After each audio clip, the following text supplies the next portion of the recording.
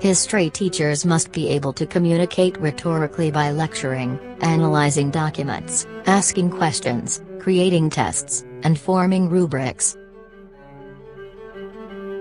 To help explain this concept, I interviewed Matthew Prevost of Brandon High School.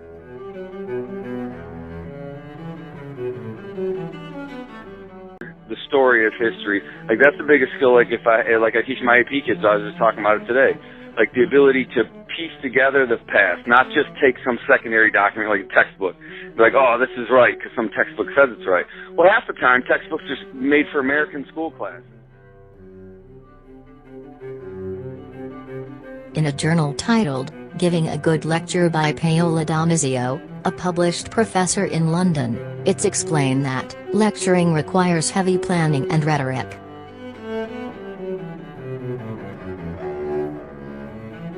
She explains that the teacher must know their audience as well as being entertaining and humorous at the right times.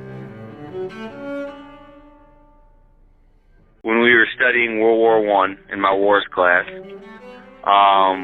we were studying, do we really want to get involved in this war? And the reason was because trench warfare is so stupid.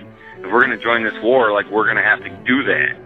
So the literal question that I wrote on the board is, do you want a piece of this? It's like I literally wrote on my board, do you want a piece of this?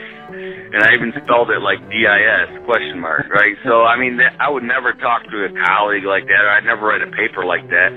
But when I'm having a discussion with my kids, it just makes sense to kind of jokingly talk with, I guess you'd call it slang or whatever. Yeah, I do that just because it's funny and it's entertaining, and I think you get the point. Like, it drives, if you talk in kind of layman's terms, they call it, I think a lot of times you take subjects that would either be boring or be too much for like someone to understand, you just kind of dumb them down. You know, so instead of like, how would you analyze the reasons America got involved in World War I? Like, instead of saying like that, I just say, you want a piece of this? You know, it's kind of funny. It's like, I think I do that quite a bit. I mean, you're still going to get really good answers, but you're just simplifying the questions.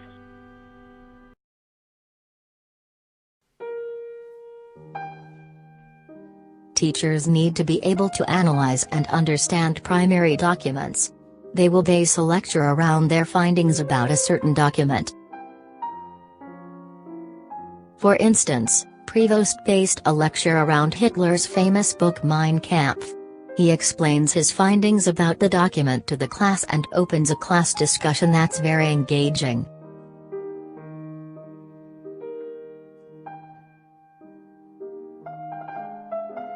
What I try to do is frame everything around like a big overarching critical question.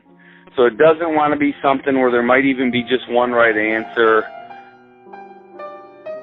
Another example of the use of questions appears in a study about the practices of 3 high school history teachers in the Social Studies Journal. Kalamazoo High School teacher, Ashley Versma, came to an interesting conclusion. Questions that require deeper thinking by the students are an essential part of constructivism and are the tie that binds these 3 participants. Each teacher used questions as a tool to push students to think more deeply and gain a better understanding of history. By asking questions, these teachers were interacting with the students, rather than acting as the sole source of knowledge in the class or relying only on the textbook. Versma,